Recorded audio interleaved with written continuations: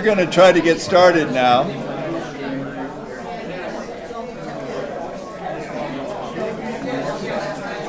Good evening. We're going to try to get started now. Others will continue to straggle in.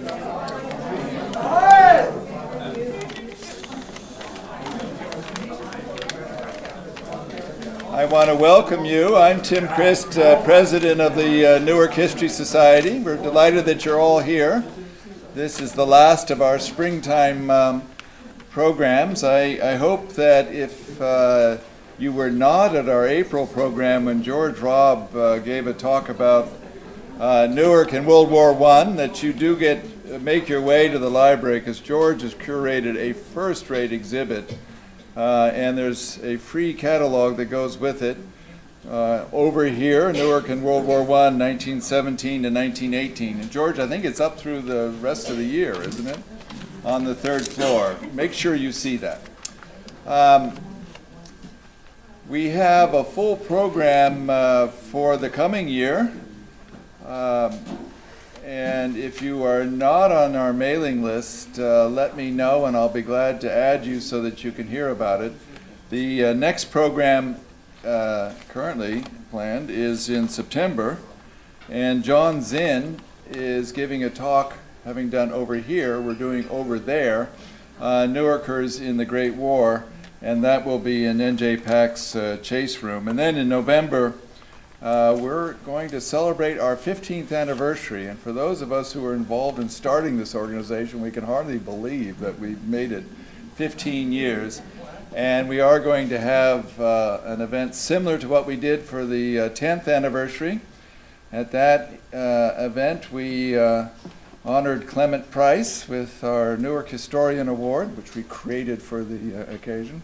And Ken Jackson of Columbia came over to give a talk about Newark. It was a terrific evening. This year, we're matching with the Historian Award because we're going to give it to Warren Grover. Let that cat out of the bag. And this is where the step down comes. The members of the executive committee asked me to speak this year, and I have a lot of work to do to pull together a talk about Newark and its historians between now and November. Tonight, we're fortunate to have Gary Saretsky here. Gail Malmgreen insisted that we invite him, and the more I've learned about his knowledge of photography in New Jersey, and particularly in the 19th century, the more pleased I am that he's joining us. Gail is just off a plane from London and hardly knows where she is, so she has asked Alex Ross, her colleague on the Newark Archives Project, to introduce Gary for us. Alex?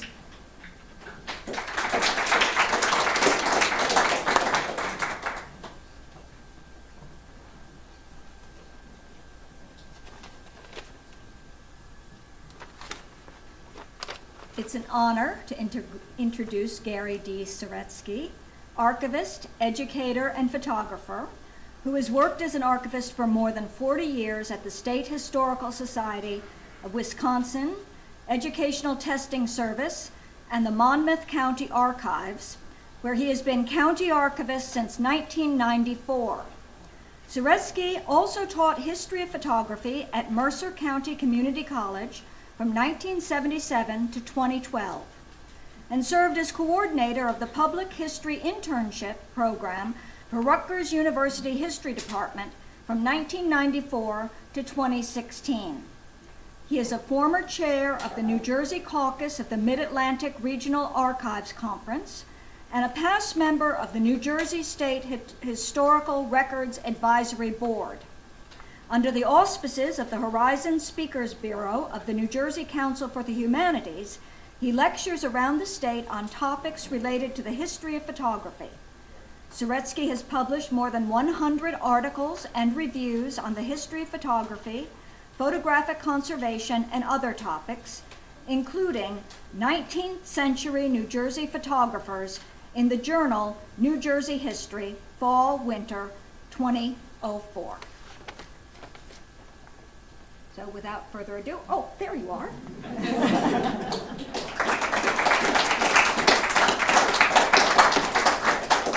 Thank you. It's very nice to be here, and this is the first time I've given this talk, so I hope you enjoy it.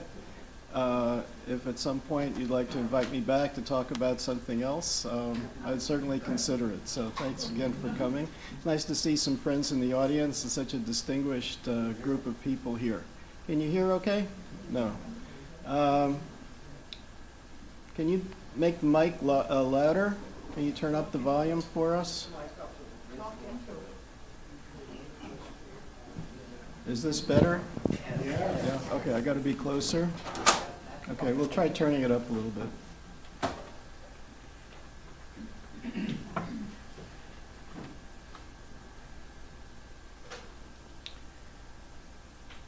It's hard to imagine what photography, what Newark was like before photography, or what the United States was like before photography. If you could imagine a world without it, and think about how, when people saw their first photograph, how it impressed them.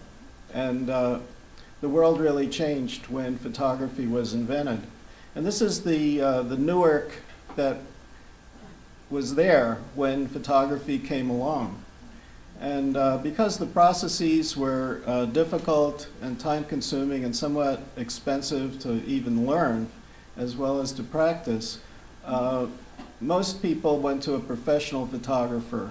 And so the photographers of the 19th century, until amateur photography begins near the end of the century, most of them were professionals. And many of them were on Broad Street that you see here. They were up and down Broad Street. And I'll tell you a little more about that a little later. So how many photographers were there in this period? Well, in the United States, as you can see from this table, in 1870 there were about 7,500 people who identified themselves as a photographer, but only 149 were in New Jersey. And that's because New Jersey was mostly an agricultural state, and photographers tended to cluster in more urban areas. By comparison, New York had almost 1,300. The number of photographers in New Jersey increased significantly as a result of immigration, particularly from Germany. And by 1900, there were close to 700 photographers in New Jersey.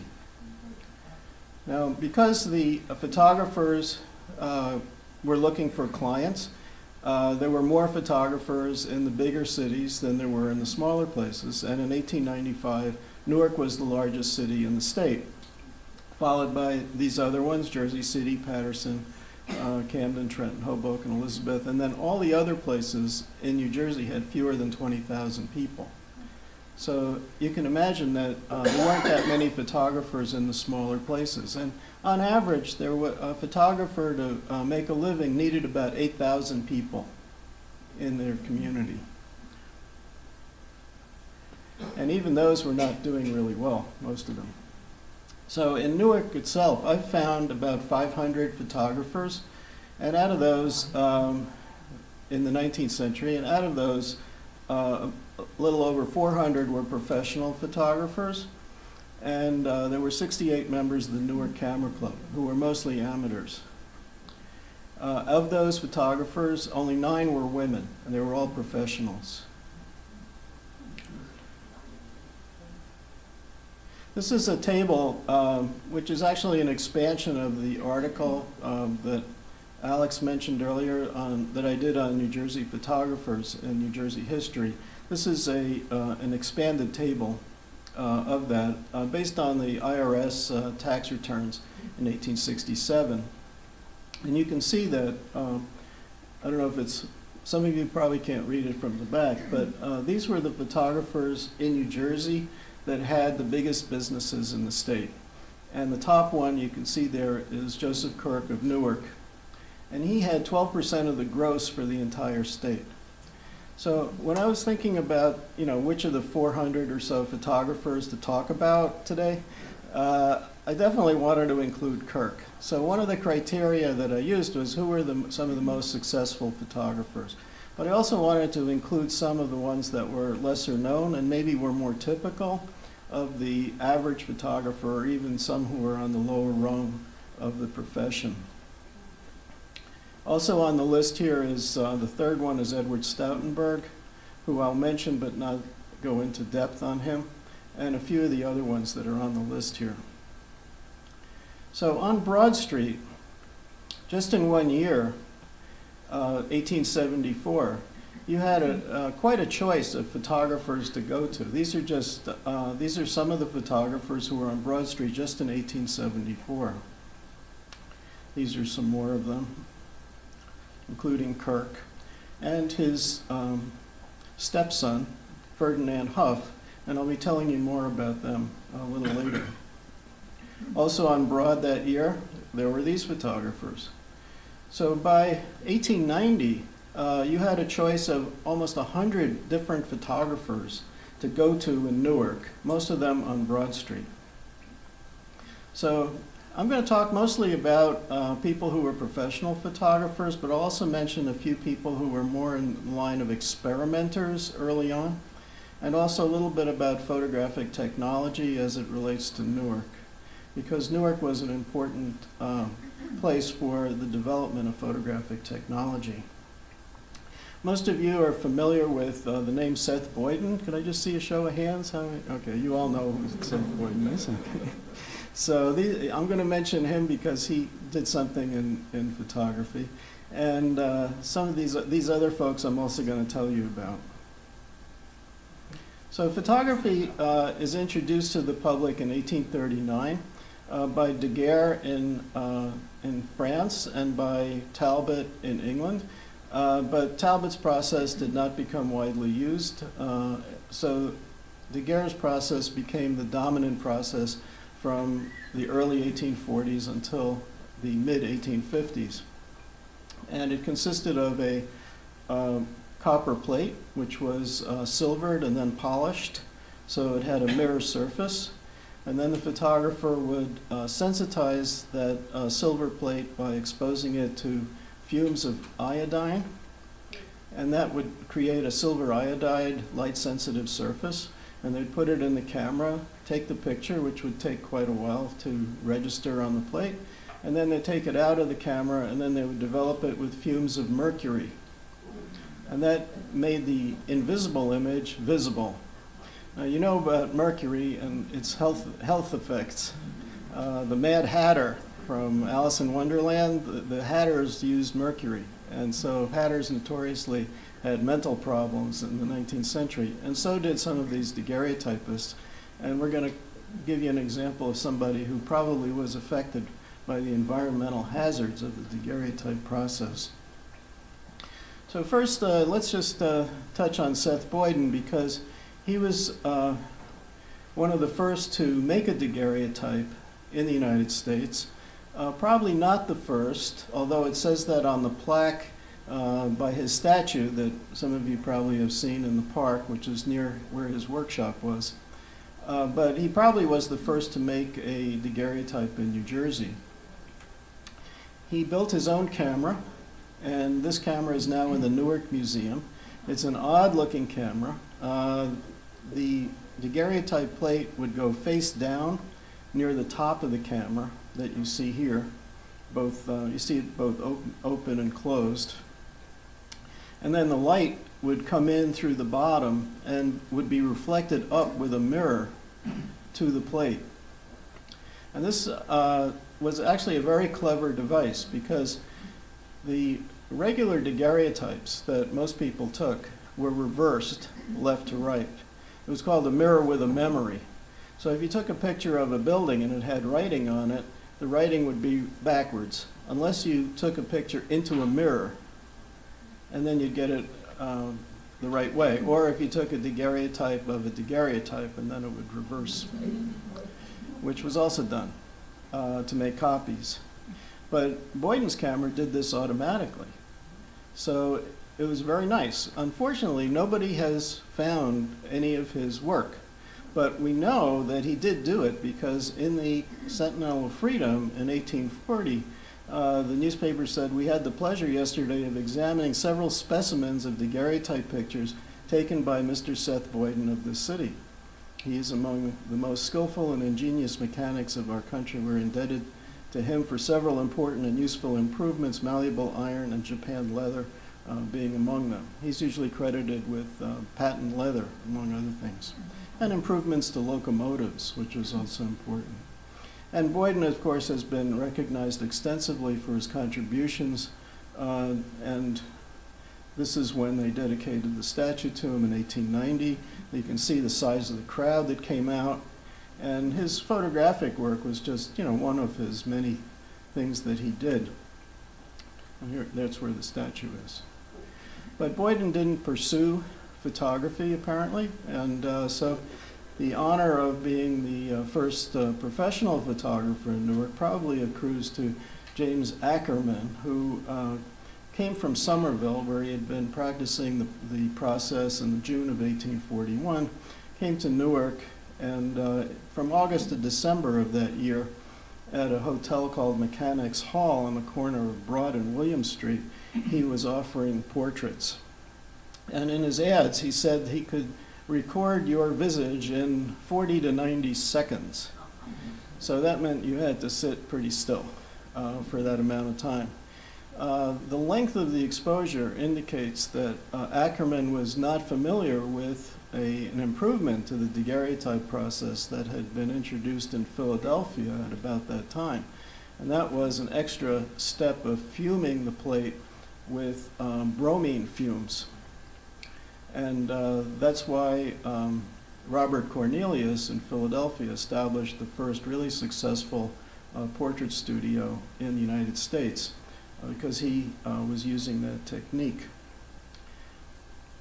Ackerman said also that he had come from Philadelphia, but I was unable to find any trace of him in Philadelphia, so I don't know if that was true or not. The newspapers at the time talked about him, and he was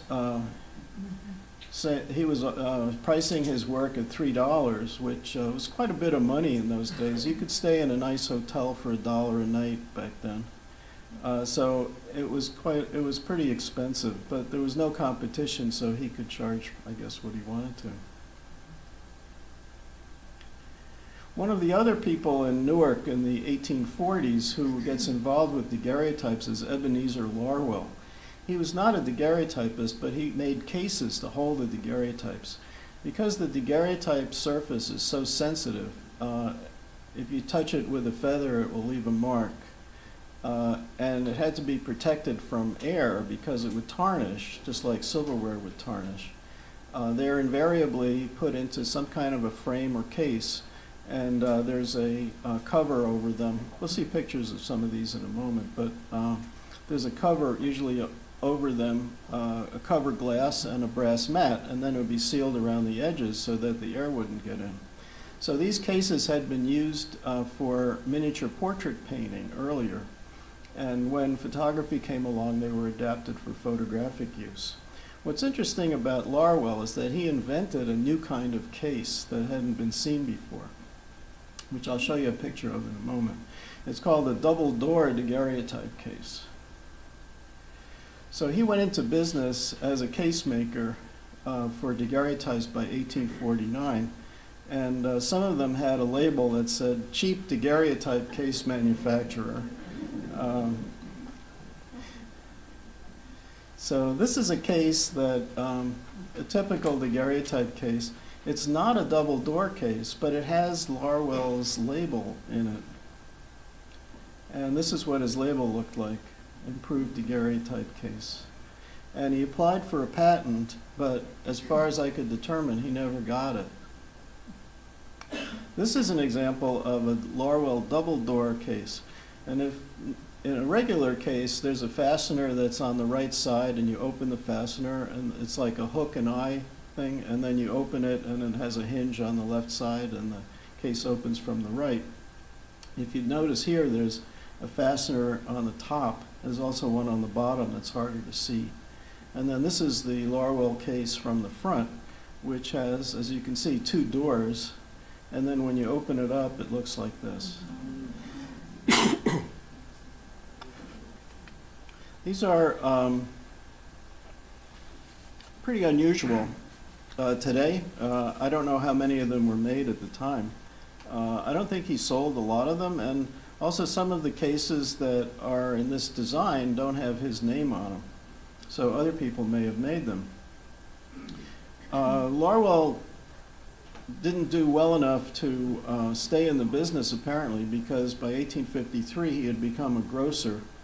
And then later on he started making pocketbooks again, which he had done earlier in his career. He died at the age of 79 of typhoid and malaria fever. And that was the end of Larval. Okay, now the daguerreotype process itself comes to an end in the 1850s, and it's gradually superseded by the collodion processes. Collodion is a clear, sticky liquid, and it was very good for coating onto glass, among other things. And you could add to the collodion a light-sensitive material like a silver salt. It's like silver nitrate. Mix it in, and then it would stick to the glass, and you could make glass negatives. And from these glass negatives, you could then make paper prints, and you'd make them one at a time, but you could make as many as you wanted to, which was a big improvement over the daguerreotype, because the daguerreotype was a direct positive. It was in the camera, and then it was presented to the owner, so that each one was unique. Also, prints are much easier to see than daguerreotypes, which are very reflective, so they're good for putting in a frame and putting them on the wall. So from these glass plate negatives, you could make multiple prints, and the type of print that they typically made from 1850 to 1880 was on paper covered with egg white. They're called albumen prints. And as you might imagine, albumen prints tend to yellow over time because eggs, tend to do that. So most of the prints that we see today are sort of a yellowish brown, but when they were made, they were a purplish, rich purple brown. It's hard to find ones in that condition today. Also, with the collodion process, you could make an ambrotype. An ambrotype is a underexposed collodion negative, so it's a very, very light image. But when you put a dark backing behind it, it looks positive. And you could do that in one of several ways. One is you could paint the back of the glass black. You could put a dark piece of cloth or leather or metal behind the glass plate. Or you could make the negative on a dark piece of glass, like dark red or dark green. The dark red ones are more common. They're called ruby ambrotypes. And then the other application of collodion was to take a sheet of iron, paint it black, make it very shiny. It was a technique called Japan black, and then sensitize it, put it in the camera, and you get what became known as a tintype, even though it was on iron.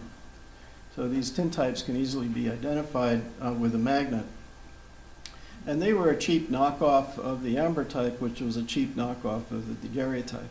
Each one was slightly less good contrast than the one that preceded it, and also cheaper. So let's first, with regard to the albumen prints, because the paper that was used was very thin, they were invariably mounted onto cardboard. And standard sizes were introduced so that these cardboard mounted photographs would fit into albums. So people got family albums. They had slots to put the photos in. And these different sizes became standard sizes. And the most common from the period of around 1860 to the 1880s was the carte de visite, or visiting card photograph, 2 1/4 by 4 1/4 inches approximately. And then by the 1880s, the cabinet card had superseded it as the most popular. And that's a larger size, but a little bigger than 4 by 6. Also available were stereographic views, which were 2 images side by side, and you put them in a viewer and it looks 3D. Probably many of you remember the Viewmasters. Well, this was the early version of that. They were on paper and then mounted on cardboard. They did do portraits. You could have a 3D portrait made. There are some of those still around, but most of them were outdoor views. And there were many other standard sizes, but none of them were as popular as the ones that I've just mentioned. So this is an example of a carte de visite.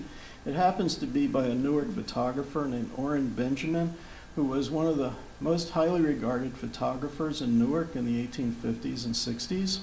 And I'm going to come back to his little bit of his biography later. But this is one typical style of carte de visite.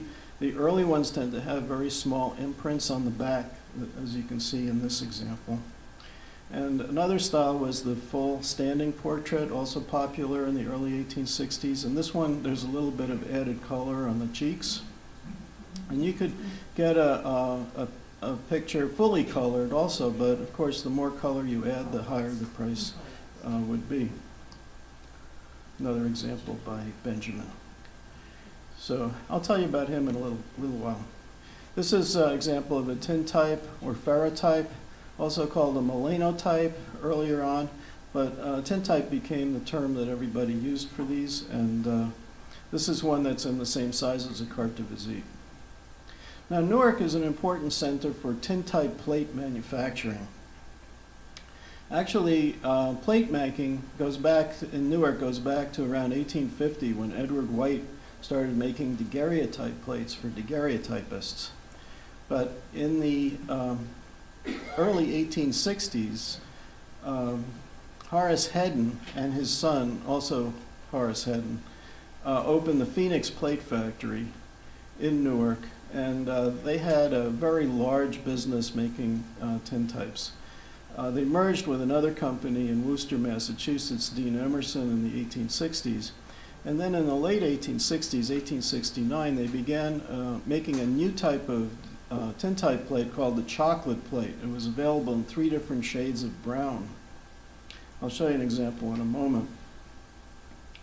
But even though their main headquarters had moved to Massachusetts, they retained a factory in Newark, and it was a pretty small operation, but they continued in Newark until about 1890. And then Horace Hedden Jr. was still in the business as late as 1904. This is an example of a chocolate tintype. And here's an ad for one from the Phoenix Plate Company, which is Hedden's company. Now, stereographic views were widely available in the 19th century, and Newark photographers also made them of Newark. So these are a really valuable resource to see what the city looked like. Even in 3D is even better from this period. And photographers typically would put information on the back about themselves so that you would know where to get more.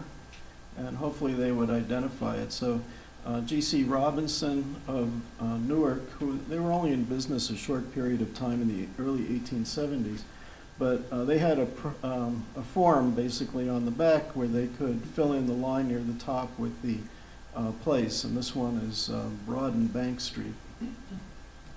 And then the cabinet card, as I mentioned, became widely used in the 1880s, but it was first introduced in the 1860s. The term begins in 1866. Before that, the format was called the Imperial Carte de Visite.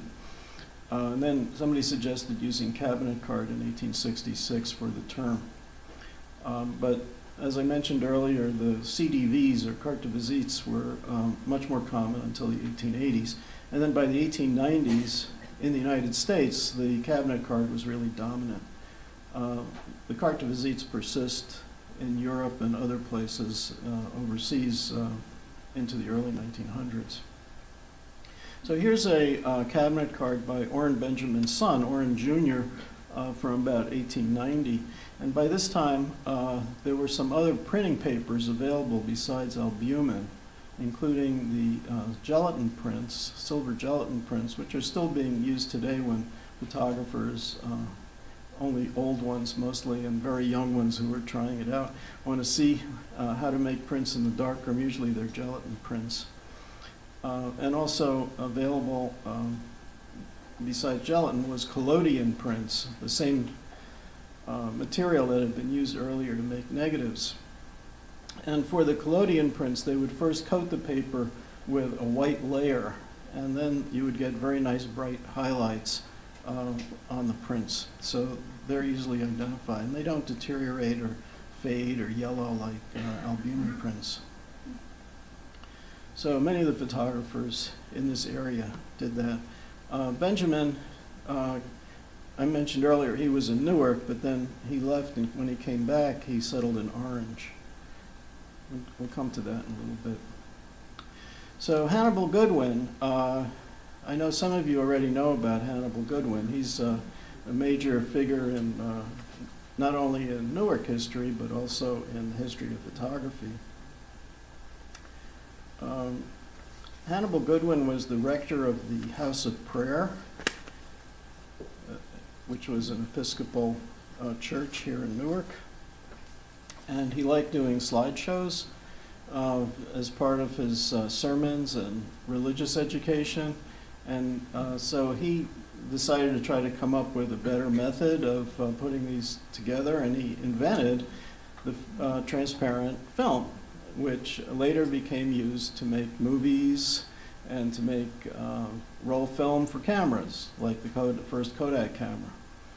And this is the plaque that's outside of the house where he lived, and it mentions how he was the inventor of film. Right after Goodwin filed for his patent, George Eastman and one of his scientists named Reichenbach applied for a patent basically for the same thing. And then they started making film, and Eastman introduced the Kodak camera late in 1888. Goodwin sued, and this lawsuit wasn't settled until 1914. The court awarded Goodwin's heirs and the Ansco Company, to which the Goodwin family had assigned much of their rights, $5 million, which was the biggest settlement, biggest payment on a lawsuit in United States history up to that time. But unfortunately, Goodwin had been hit by a streetcar in 1900, and so he had been dead for 14 years by the time the settlement occurred. The Ansco Company, however, was very grateful, and they continued to promote his name. As you can see in this, well, this is actually before the settlement in 1909. They were giving out medals for photography with Goodwin's picture on it.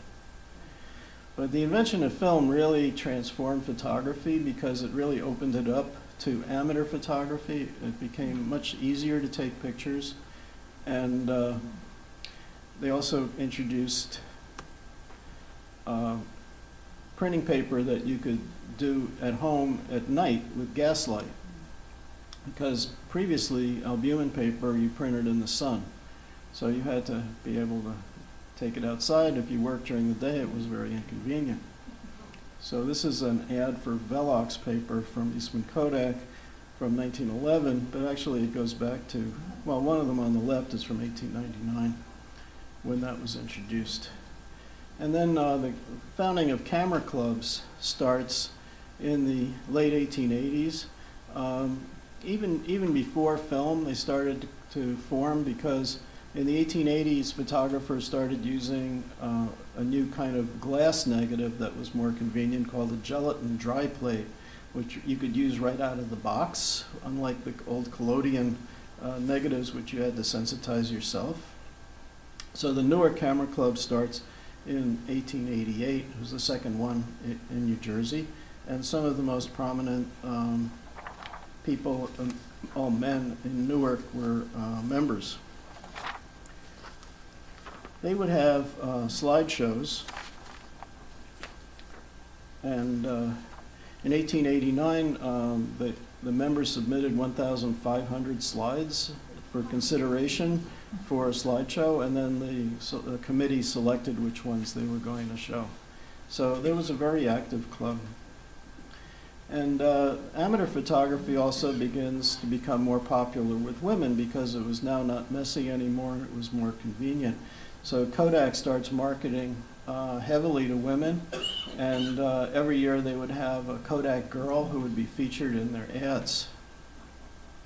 And a lot of the magazines that were for amateurs were pitching to women, and also even the children, with the introduction of the Brownie Camera. How many people have brownies here? That was for kids. But I digress, really. I want to get back to the daguerreotype, early daguerreotypists in Newark and some of these inventors. One of the interesting characters from this period is Albert Speer, who was born in a place called Ackerman Township in 1823, not too far away. And he starts out as an apprentice to a cabinet maker, and they became interested in making daguerreotypes. So in 1842, he's listed in the Newark City Directory as a daguerreotypist. Here's another fellow whose views we would love to see today. He was making daguerreotypes, outdoor views of Newark. We haven't found them yet.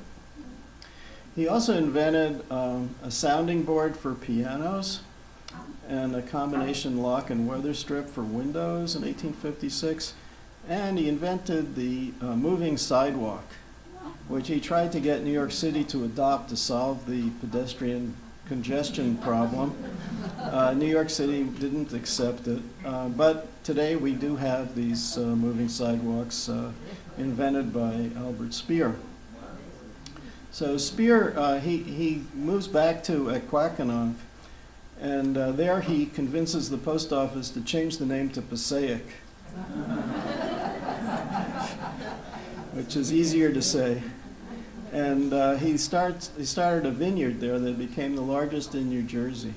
Very successful guy. He started the first newspaper in Passaic, the Weekly Item, and he lived to a nice ripe old age of 87, and he dies in 1910.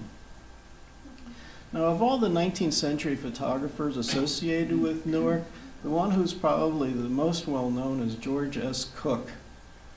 Let's see a quick show of hands, see how many people have heard of George Cook. No, nobody has heard of George Cook. Okay.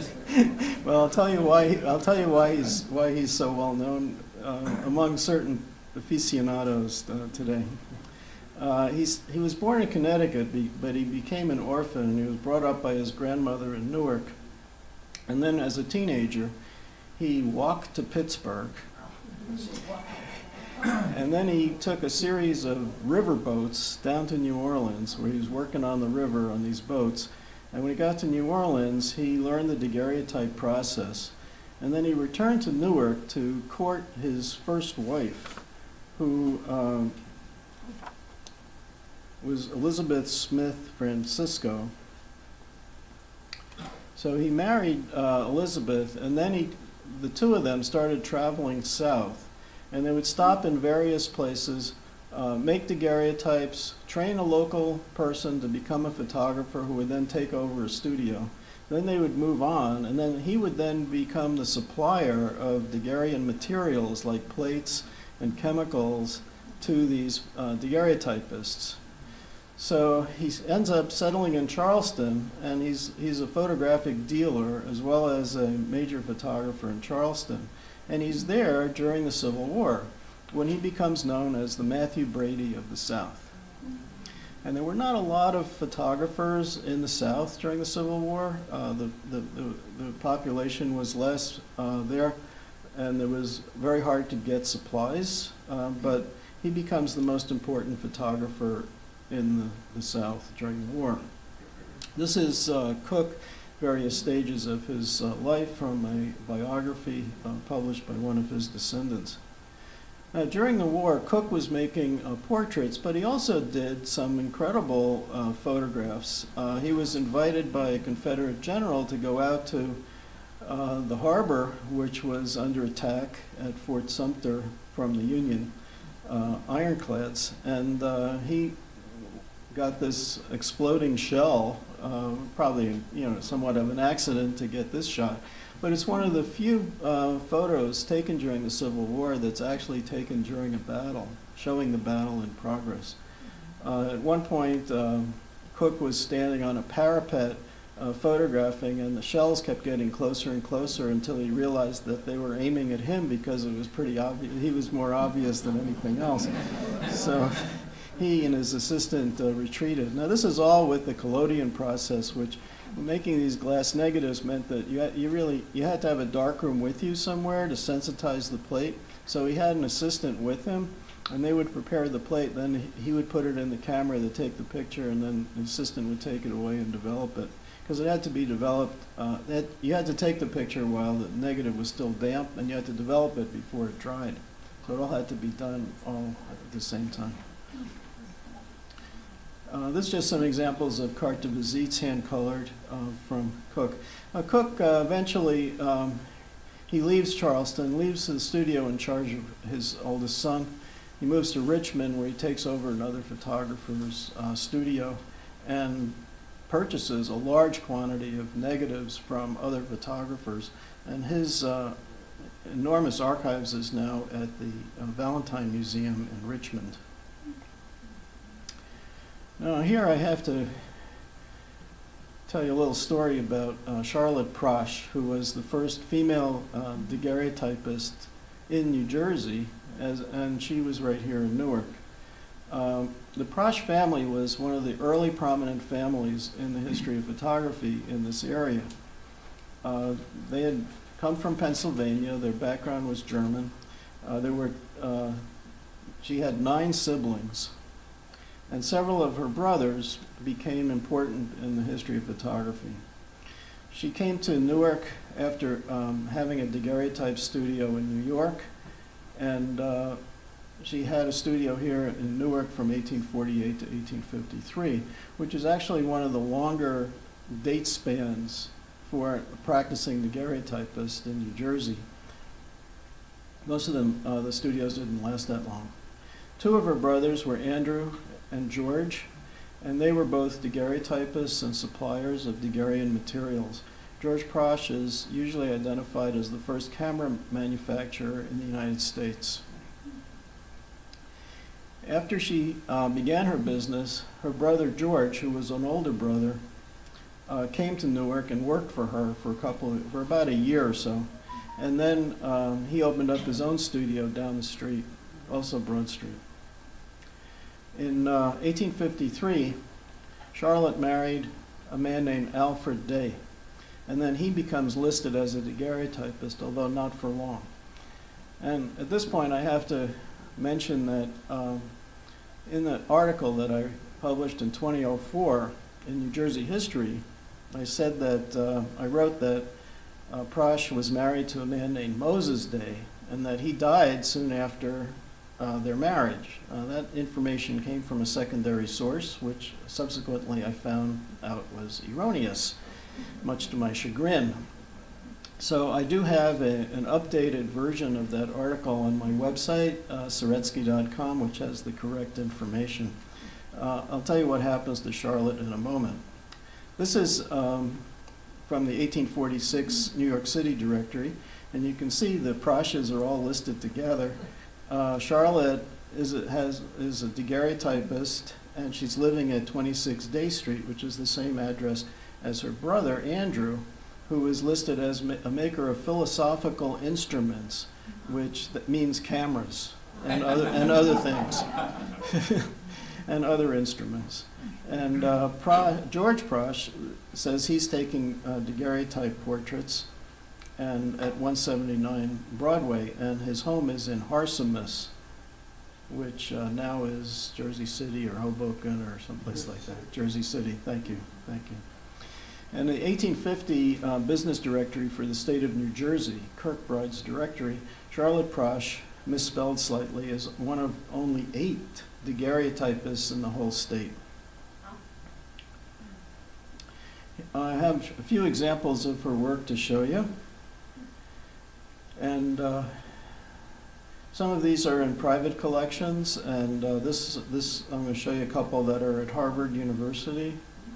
She clearly was a very skilled daguerreotypist. I mentioned if you're interested in Charlotte Prosh, I published an article about her in Garden State Legacy, which is an online journal published by our friend Gordon Bond over here. So if you go to the Garden State Legacy website and look in the archive from, what was it, a couple of years ago? Yeah, about 2 years ago, you'll see the article about Charlotte Prosh. So Charlotte's business became known after she got married, became known as the Excelsior Daguerrean Gallery.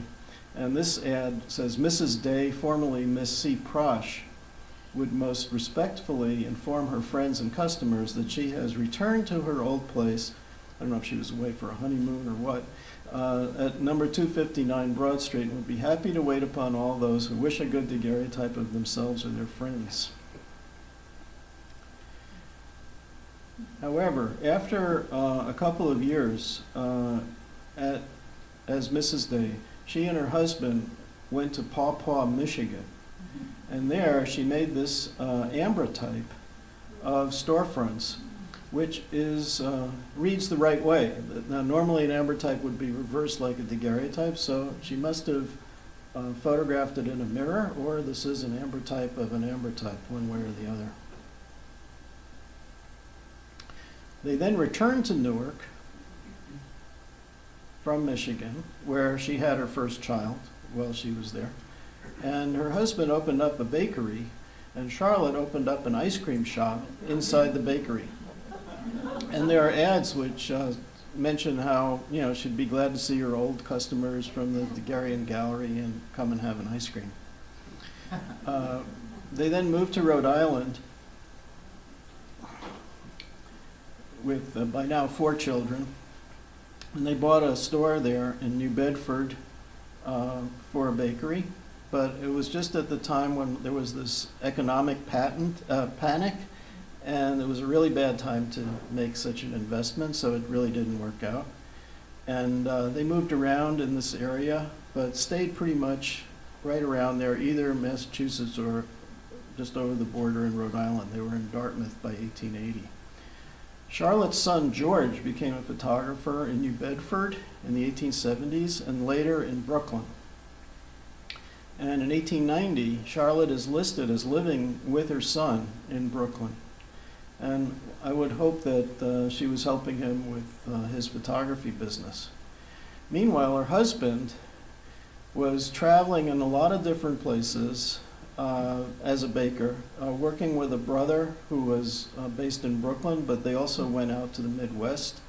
And it seems like they were separated. The husband and wife were separated. But in death, they were reunited. After her death in 1899,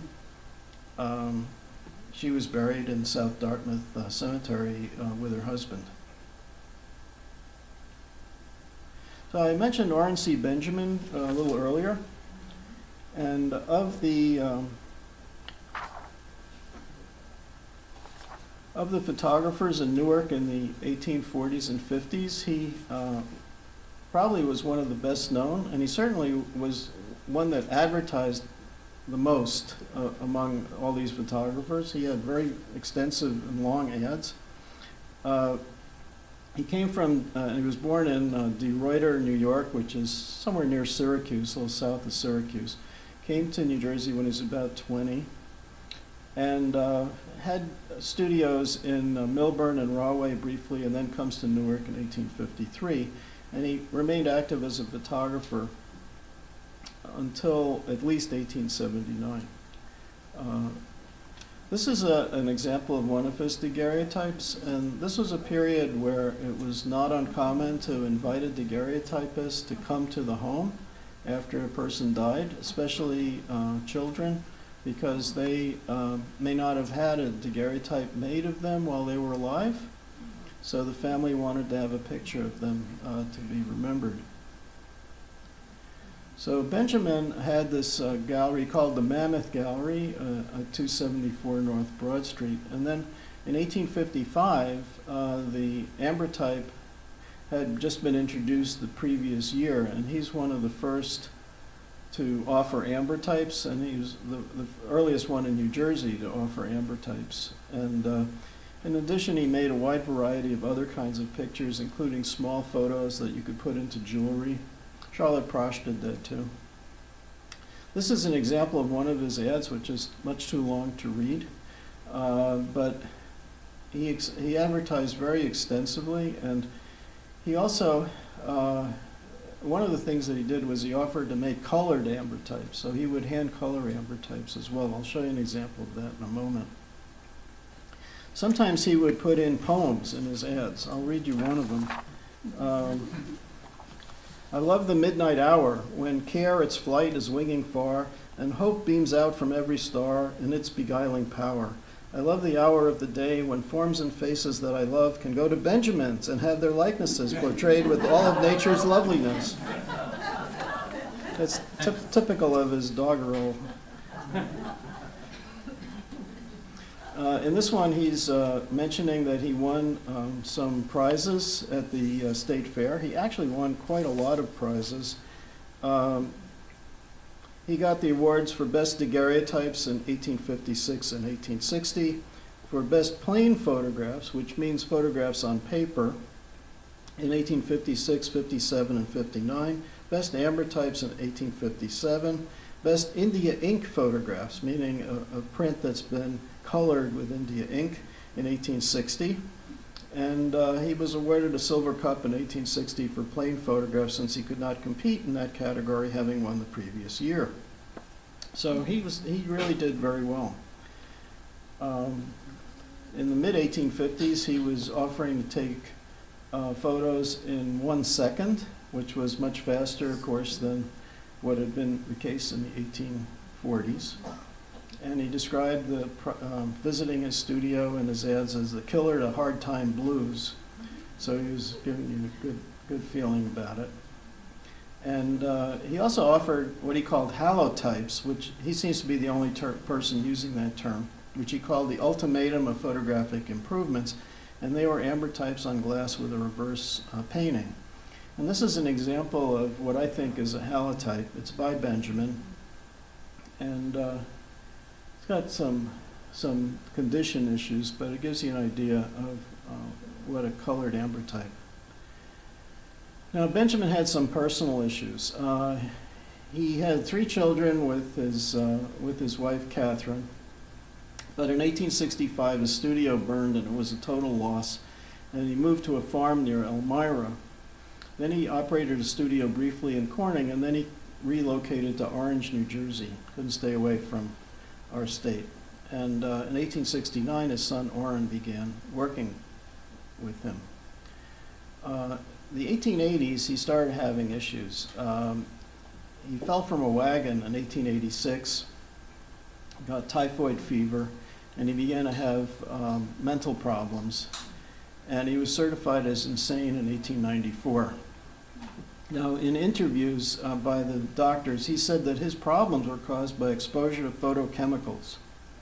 So my guess is that at least part of his problem could be traced to the mercury that he used when he was a daguerreotypist.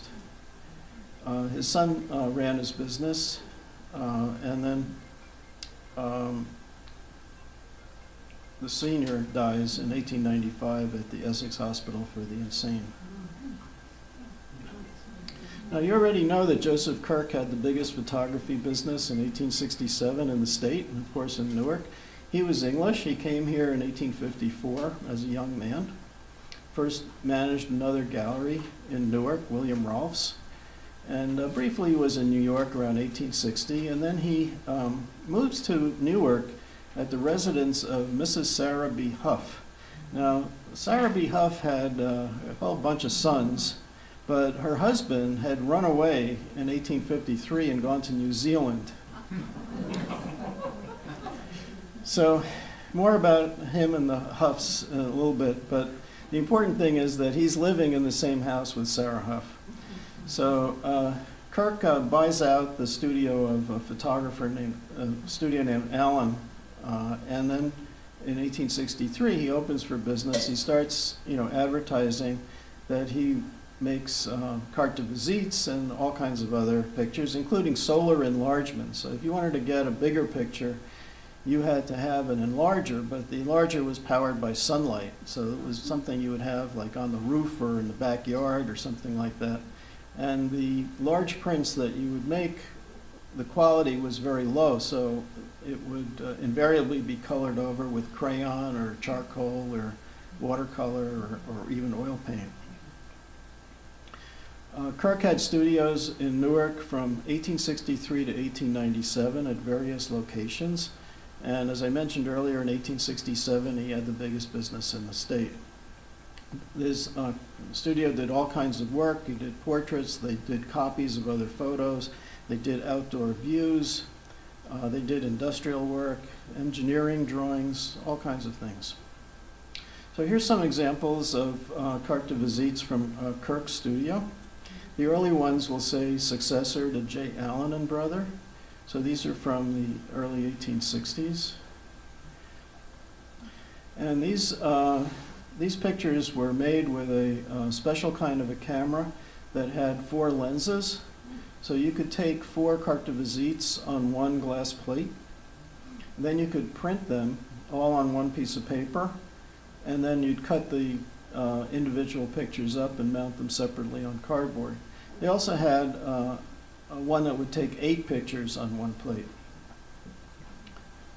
Still only had 4 lenses, but it had sliding backs that would allow you to take 8. So when you see 2 that initially look the same, these are from Kirk's studio, you'll see that there's a very slight difference in how big the chair is. And that's because one was taken with one lens and the other was taken with a lens next to it. You see that? For groups, you could turn the camera sideways, or the back sideways. The back would swivel. And in the middle 1860s, many of Kirk's photos will have revenue stamps on the back. The revenue stamps were required from the summer of 1864 to the summer of 1866. This was a luxury tax that was required to help pay for the costs of the Civil War. And it was 2 cents up to 25 cents in goods on photos. And since at that time, a typical carte de visite might cost somewhere between 6 and 10 cents. 2 cents was a pretty hefty tax. It was a big percentage. The photographers really resented it. This is a Civil War soldier which has a revenue stamp on the back. The Civil War was a great boon for photographers. There was such picture hunger at that time. People wanted photographs of the men who were going off to war, but the men wanted photos of their families to take with them, so it was very good for business. So in 1868, Joseph Kirk marries Sarah Huff, who had obtained a divorce a couple of years previously because her husband had deserted her. And it seems likely that her sons got their start in photography by working for Kirk, who had a big studio and he employed quite a few people. Ferdinand Huff also, her son Ferdinand also had acquired quite a bit of land in Newark. And this is a map. This is the 1873 atlas showing his mother's land holdings in the 14th Ward. This is in the south part of Newark, near the what's now the motor vehicle inspection station. You can see she owned several square blocks of Newark. So here's some more by Kirk, and he would put a negative number on the backs of his carte de visite so that we can sequence them in time based on the negative numbers. I'll just flip through a few of these so you can see.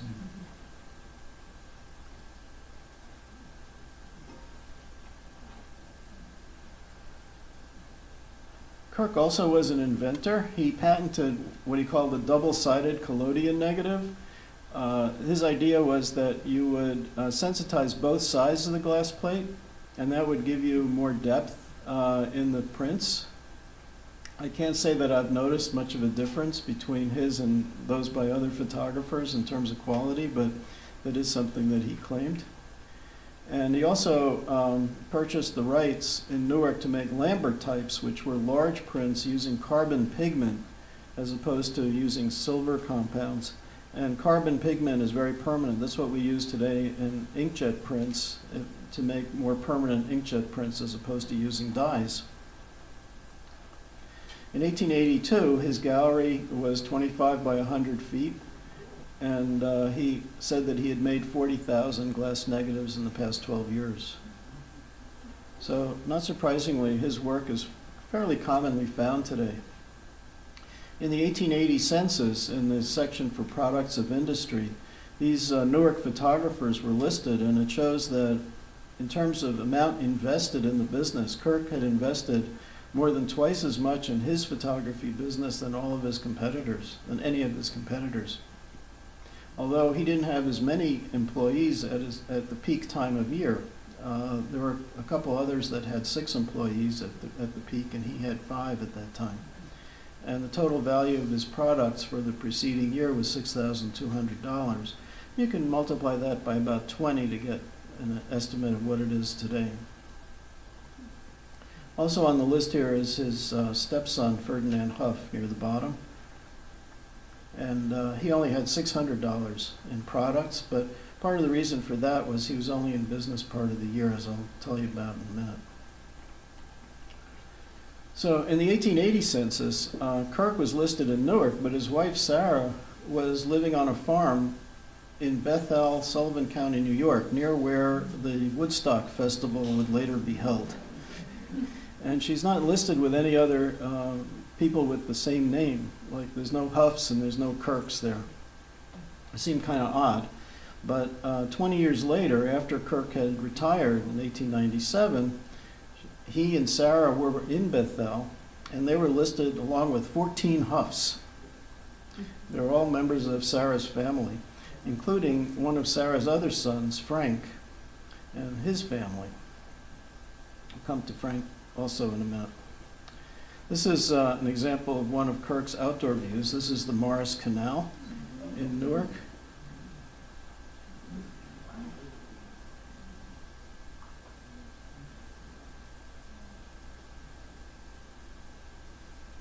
It's a woman named Auntie Fox. And this one is in the carte rouge style, which has a dark background instead of a light background. And that was achieved by this time through some clever manipulations with screens in the camera or out of the camera. So Sarah's son, Ferdinand Huff, became a well-known photographer here in Newark. And his younger brothers, James William and Frank, were also photographers, but of them, Ferdinand's the only one who had his own studio in the city.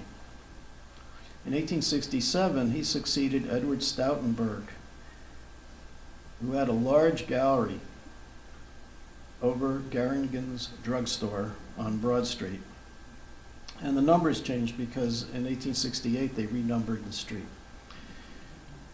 His brother William was working for him there in 1872, and then they moved to 707, 709 Broad in 1880. Huff also advertised extensively. This is from the Newark City Directory in 1873, and he says he'll do any kind of work, indoor, outdoor. He'll do pictures on porcelain. He does copies, outdoor work. We'll see some examples. He got married to a woman named Emily. They had 2 children, but unfortunately she died because in the 1880 census he's listed as a widower.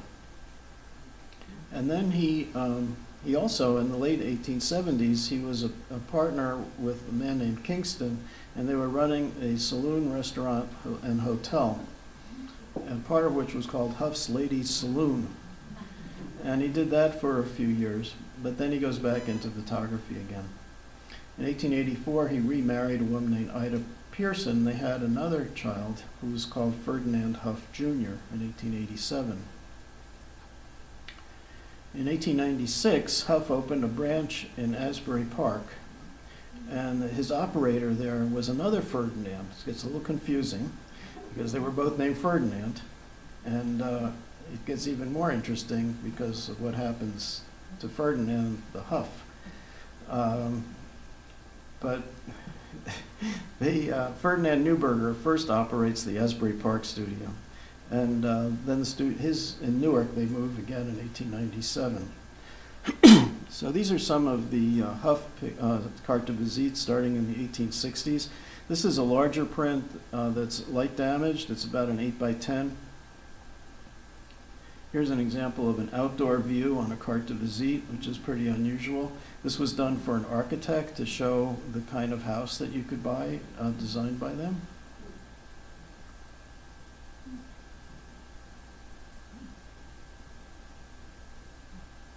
This is a cabinet card, the larger 4x6 format,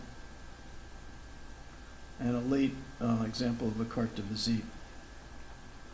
So Ferdinand Huff unfortunately dies young at the age of 54 of Bright's disease, which is a kidney ailment. And then his widow marries Ferdinand Neuberger. So she had two husbands, both named Ferdinand. And at the time of their marriage, he was 39 and Neuberger was 26. So that was interesting. And then Neuberger continues the Huff studio until 1908, and then becomes an auto dealer. Of course, automobiles start coming in around this time, and that's like more lucrative than photography. So you see some changes in what people do. So here's some late Huffs.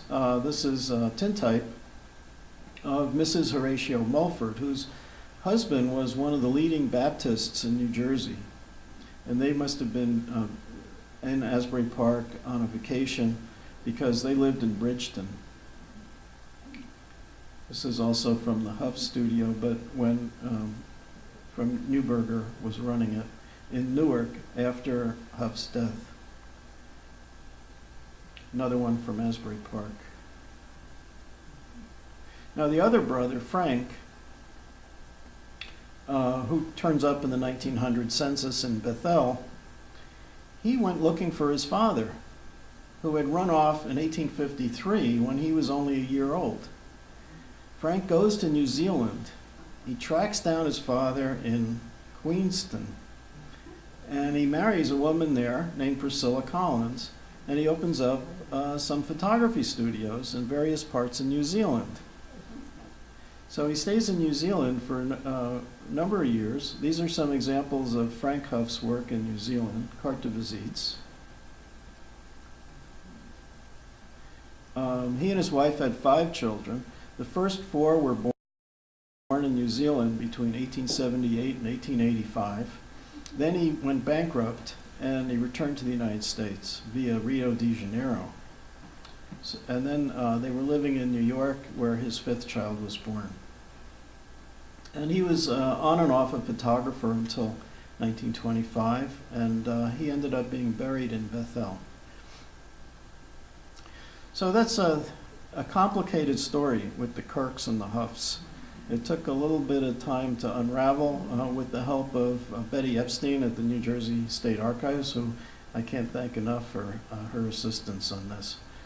Now, another photographer from this period who I'm sure you don't know about was Christopher Blake, because he's really obscure, but there's an interesting side story to him, and he's an example probably of some of the more typical photographers who never really made it in the business. So he was from what's now Irvington. His father was a shoemaker. He was in the Marines during the Civil War, and that was, of course, not unusual among photographers to have had military service during the war. Some of them were photographers before the war and then served in the war. Some of them only became photographers when they got out. Then he worked as a carriage maker and a carpenter. And he opens up a photo studio for a few years in the middle 1870s, 1873 to 1876, but I have not found any examples of his work, so he probably didn't make too many of them. Perhaps because he was so frustrated in his business, to release the tension, he decided to try to shoot a stray cat in his backyard, and his double-barreled gun exploded. He missed the cat. a piece of the gun hit a neighbor's woman in the head. She survived, but he had to have his left hand amputated. So he got out of the photography business and he became a watch salesman and later a grocer. He was married a couple of times, first time to a Jenny Looker, and then after she died, Henrietta Looker, who probably was her sister, and he had 2 children with each. And he dies at the age of 56 of pneumonia and heart failure. So that's just one of many examples of photographers who probably lived deservedly obscure lives in Newark. Theodore Crane is an example of a photographer who specialized in outdoor views. He was descended from one of the founders of New Haven, Jasper Crane, and Jasper settled in Newark by 1667, so he was a very early resident. By 1871, Theodore Crane was in business here in Newark, and he was doing outdoor views primarily, but he did also do some portraits. He had a wife, Mary, and 6 children by 1880, and he also worked as a phonographer or shorthand specialist. It's nothing to do with phonographs. A phonographic teacher was somebody who taught shorthand, and that's what Theodore Crane was doing. And a lot of photographers had sidelines. There was one who, not in New Jersey, but in New York, who was a fly tie fisher, a fly tie maker for fishermen, and some of them were also jewelers. It was not unusual to have another business. So these are examples of stereographic views taken by Theodore Crane in Newark. And here's an example of one of his portraits. This is a cameo CDV, which has a raised surface, an oval raised surface. It would be put into a press before being delivered to the customer. So the surface protruded a little bit like a cameo. This carte de visite was made when President Garfield died after being shot. And the store of Robert Stoutenberg Jr. was draped in mourning bunting for this occasion. Robert Stoutenberg's father, Robert Stoutenberg, had one of the biggest kind of department stores in Newark. And Robert Stoutenberg Jr.'s brother, Edward Stoutenberg, had a successful photography business in Newark, and I'm going to mention a little bit about him shortly before we leave here. Crane's wife, Mary, died by 1900, and then he married a woman from Germany named Amalie Schultz, and he liked to go to Mount Tabor while retaining his primary residence and business in Newark. And Mount Tabor, as many of you know, was a kind of a summer resort in the mountains of New Jersey, kind of similar to Ocean Grove as a summer retreat. And he enjoyed it so much that he took up residence there, became his primary residence, and he dies there in 1919. Well, I've told you a fair amount about a bunch of photographers, but I can't get into that much depth about the others. But I'd like to mention a few of them at least briefly before we close. And I'm near the end here. George Barnard became one of the most famous of Civil War photographers. He followed General Sherman on his march to the sea. His first known studio was in Newark in the summer of 1844. There's a biography of Barnard, very good one, but it doesn't mention this fact, which was turned up by looking at Newark newspapers from that year. Abraham Bogardus was mostly known as a New York City daguerreotypist, had a long career there, but he was in Newark for a couple of years around 1850. William Frederick Cohn was an outdoor photographer starting in 1895, and one of his first commissions was to photograph all the parks in Essex County. It was a very nice job, and he continued being a photographer till he was 92 years old. So he was the oldest working photographer in the state at the time of his death, and His collection is here at the New Jersey Historical Society. Another outdoor photographer was George Cox from 1871 to 1882. George DeCamp was here for almost 30 years, and Matthias Fleming was a camera manufacturer and inventor from Belgium who was in Newark from 1871 to 1890. Earlier I mentioned George Prosh in connection to Charlotte. He was in Newark part of the time between 1846 and 1855, and he claimed to have made what is probably the first daguerreotype in the United States. The story was that since he was an instrument maker, after the process was announced by Daguerre and it was published in the United States, Samuel Morse, who was known for inventing the telegraph, was also interested in the daguerreotype, and he went to Prosh and asked Prosh to make a camera. Prosh did so, but Morse was delayed in picking it up, so Prosh decided he would try it out, and he took it outside and he made a daguerreotype of some stores. Didn't come out really well, so he didn't talk about it too much until much later, when debate started about who took the first daguerreotype. So Prosh probably did it in August of 1839, first in the United States. Henry Inslee was a very respected portrait photographer in New York and Jersey City. And he was in Newark in 1843, one of the first in New Jersey. He was related to the Proshes by marriage. This is a daguerreotype of Inslee and his family, probably taken, by an assistant of Inslee. Among the early amateur photographers was Dr. William Meade, who was a member of the Amateur Photographic Exchange Club. This was a national organization, but he was the only member from Newark, and they exchanged stereographic views.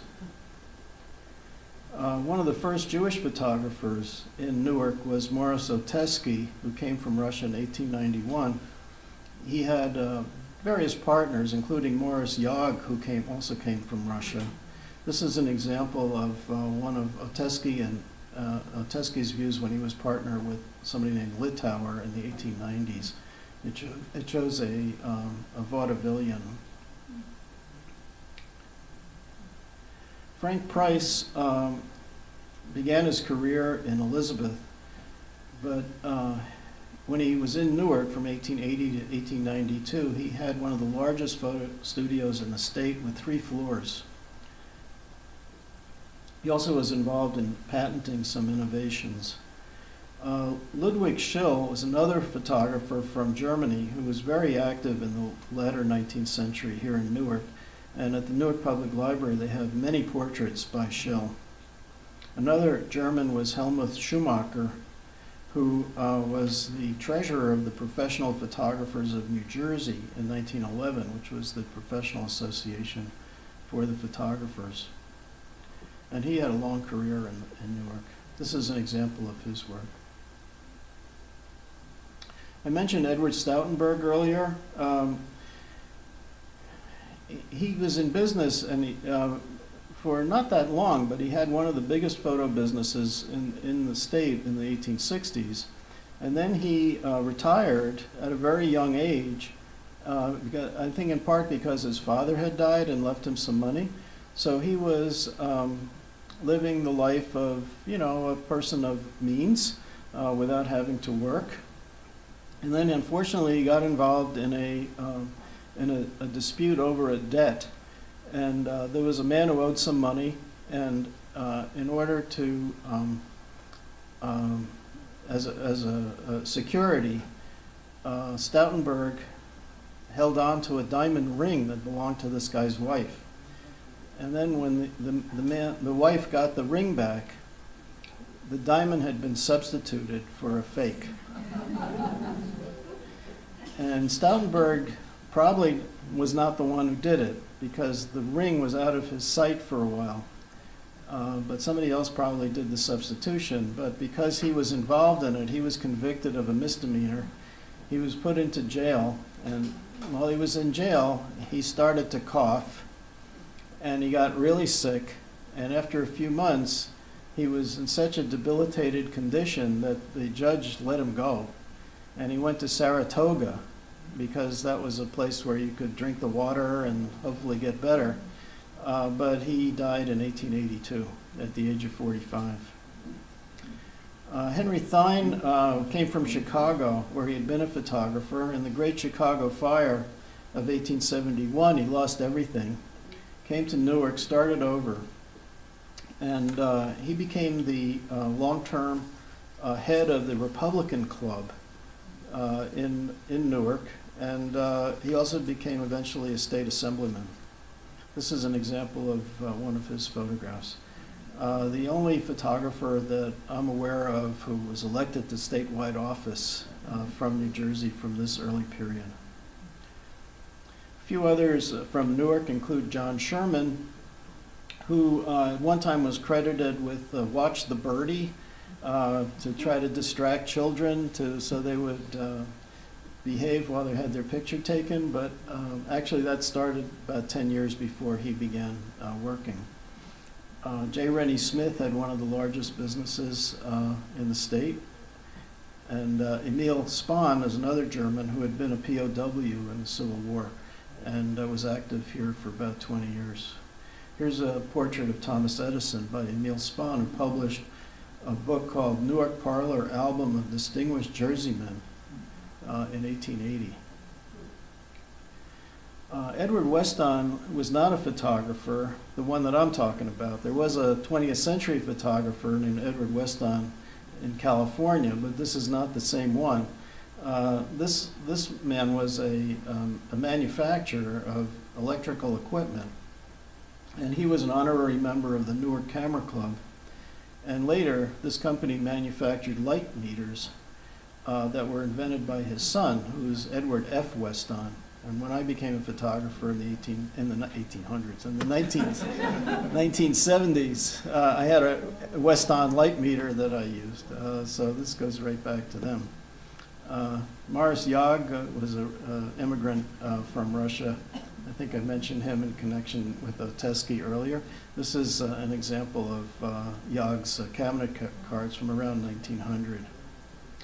Well, I think I've gone on long enough. I just hope that you've gotten a taste of the variety of careers that these photographers had, and a little about the history of the technology of photography and the role that Newark played, which was an important one. I want to thank you for your attention. Thanks very much.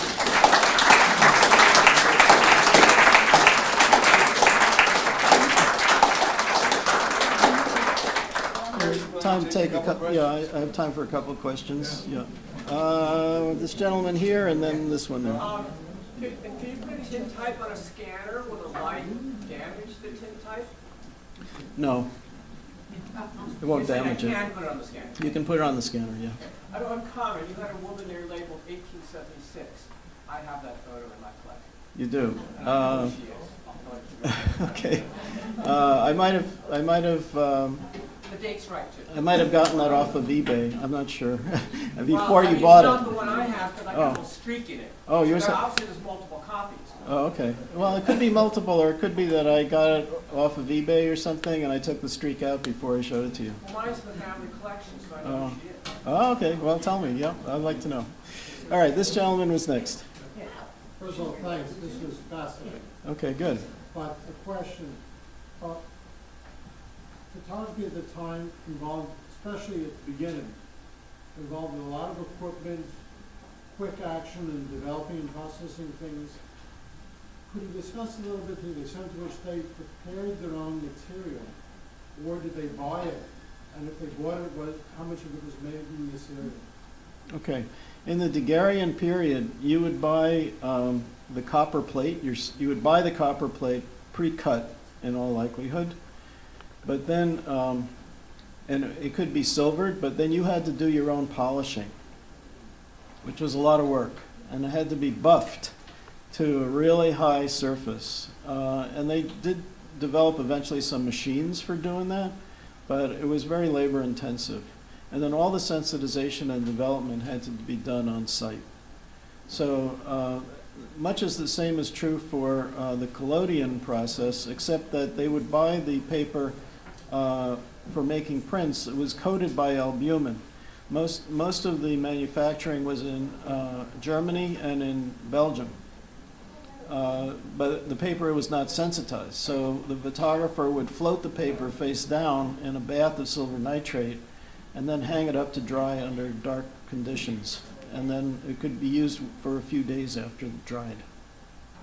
By the time the gelatin dry plate comes along around 1880, you could buy negatives on glass ready to use right out of the box. So you could just put them right in the camera, and then you developed it yourself. So gradually it became easier. Does that help? Okay. Questions from this side? We gave them two. Okay, go ahead. You mentioned at the beginning the toxic fumes, and I imagine they were getting their hands in some liquids that weren't so great. Was there any development of safety gear for these photographers as they were doing this and realizing they're working with all these chemicals? I'm not aware of any safety gear in the 19th century, but the chemicals were known to be toxic. The fixer that they used for tintypes, for example, was potassium cyanide, which is extremely poisonous. If you absorb it through your skin, it can kill you. You don't even have to ingest it, orally. So these are dangerous chemicals, and they were aware of them.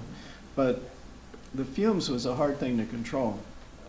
So I think that's why some of the daguerreotypists, like Benjamin, probably were affected by it. The only good news is that the daguerreotype process was superseded by the middle 1850s by these collodion processes, which there was less harmful vapors with that process than there were with the daguerreotype when you had iodine and bromine and mercury fumes to deal with.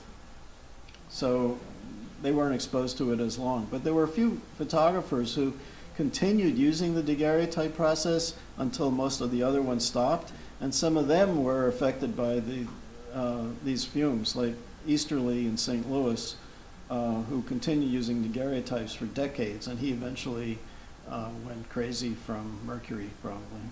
Question over here.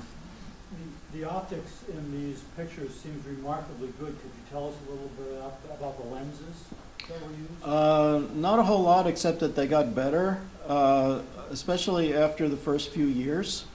The very early daguerreotypes, the lenses were not as good, and they tend to be a little fuzzy compared to the ones that came along later. And a lot of the best lenses were from Germany. Yeah. I have another question. Yeah, okay. The contrast in these images, there seemed to be more of a grayscale, and the pictures were less contrasty than I would have expected. Okay. I would judge from originals rather than from slides, because in some cases I enhanced I enhanced the images so that you could enjoy them better. They might have been, some of them might have been faded, and I might have bumped up the contrast a little bit. But one thing you should realize about these 19th century photos is that they're not enlarged. So if they're prints, they're made from negatives that are the same size.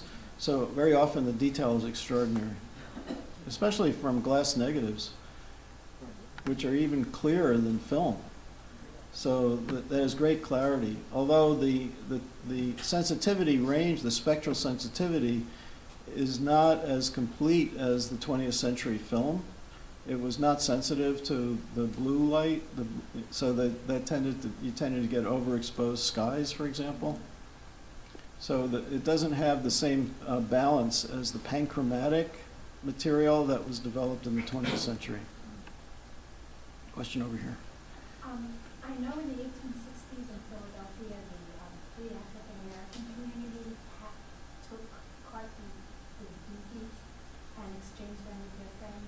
And you only had 2 photographs of African Americans in your collection, and I wonder if you've come across others, or did the African American community, because they're so small, are there not photographs that you made, or?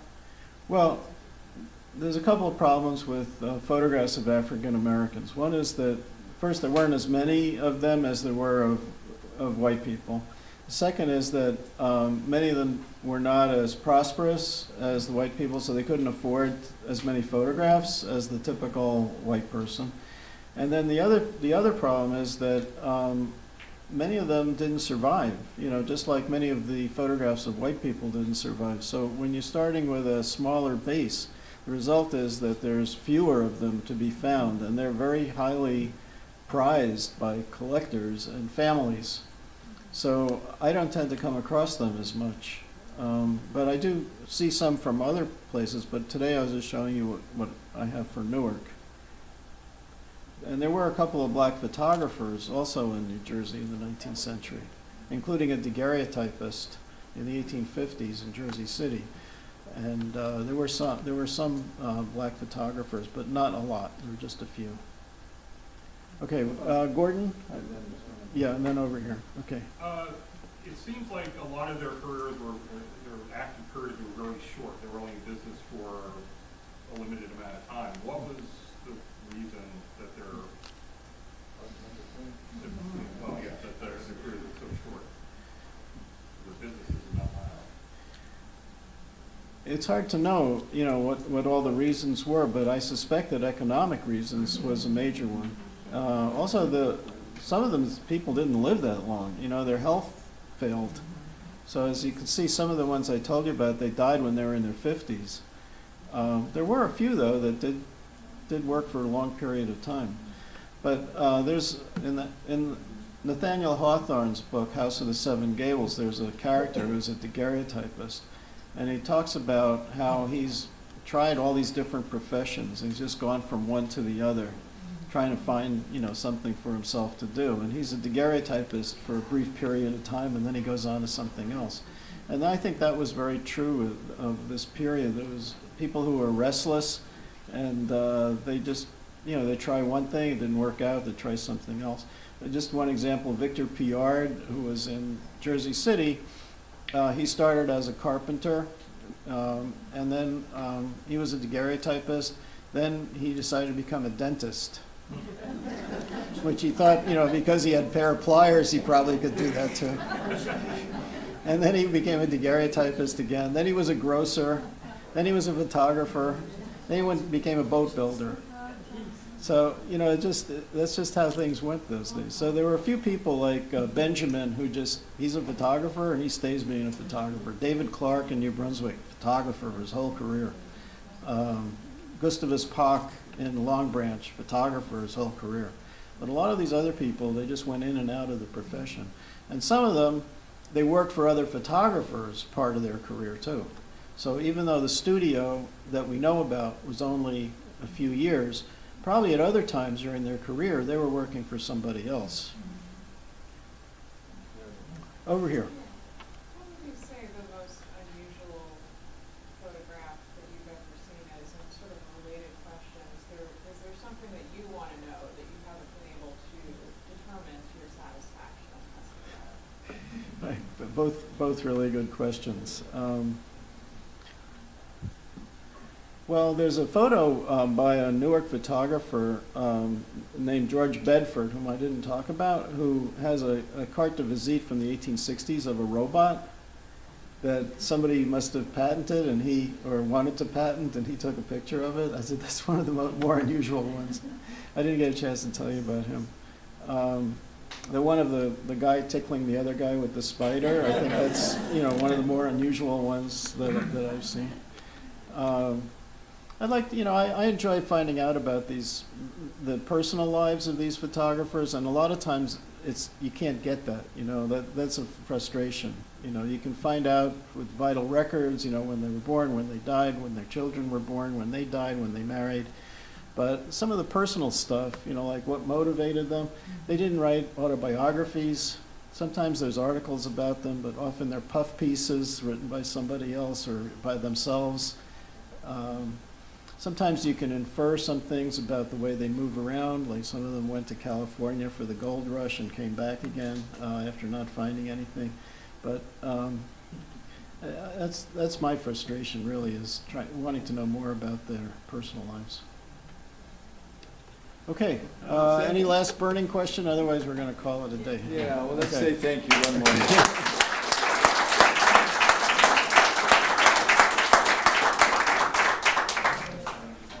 Good. You know, when we were in our organizational phase 15 years ago, John Cunningham came and talked about William Cumberland and recalling his personal experience.